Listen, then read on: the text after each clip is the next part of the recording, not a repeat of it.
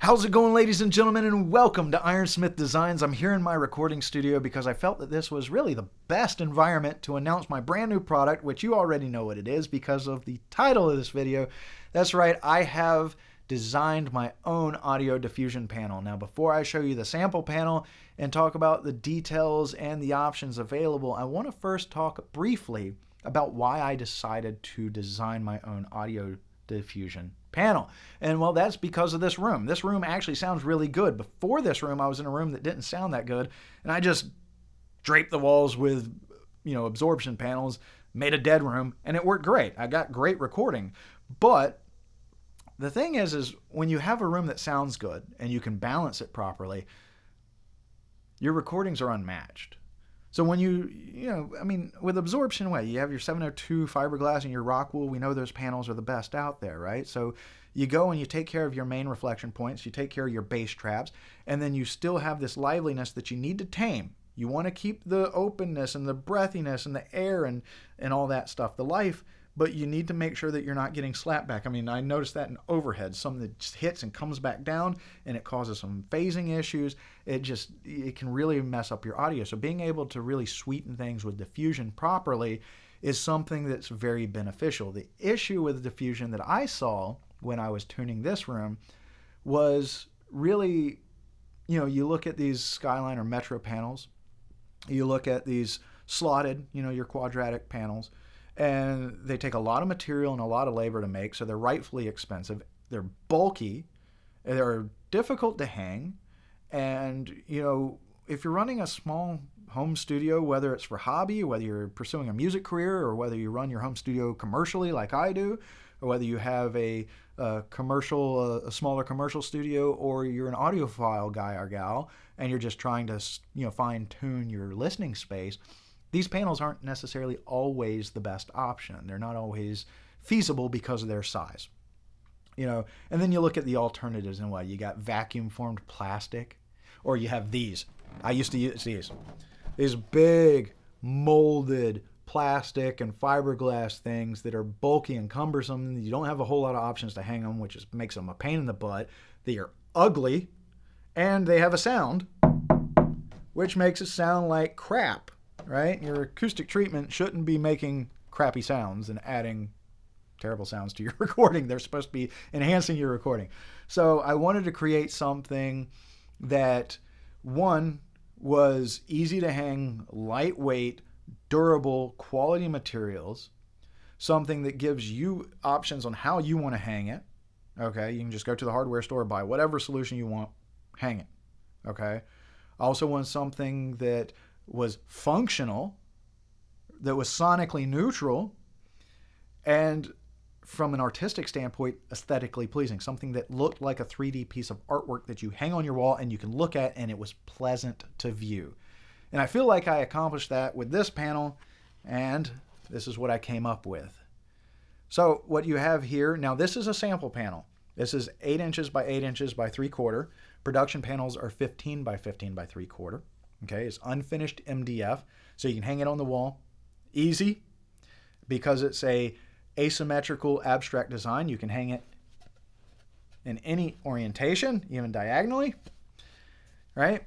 And it's easy to refinish. You want to just grab some spray paint and one color it, go for it. Or if you want to break out acrylic paint and paint this like an abstract painting and make something super unique that's customized to you, you can do that. I wanted to give you that creativity, all right? So you have something that looks good, that's lightweight, easy to hang, easy to finish, customizable, no matter who puts my panel in their studio. If you painted this like a painting, nobody's going to have your panels, right?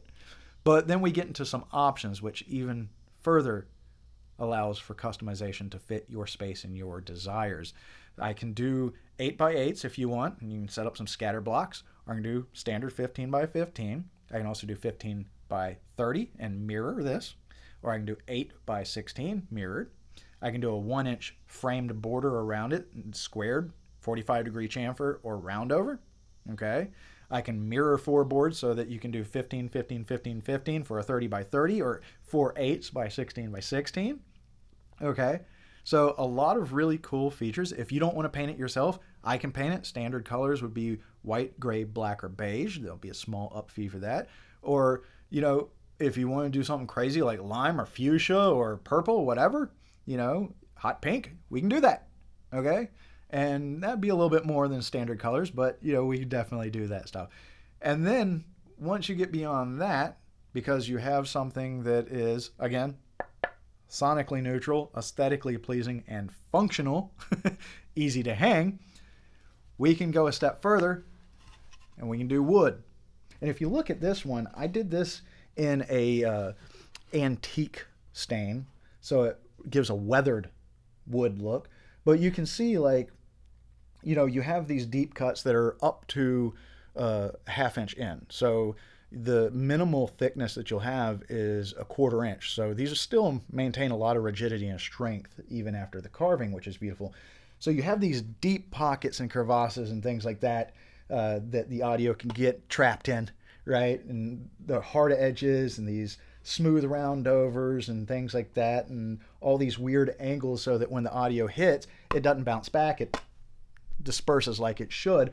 But then you see, like here, you have some highlights and some mediums and some darks, and you have some dark here, dark spots throughout here.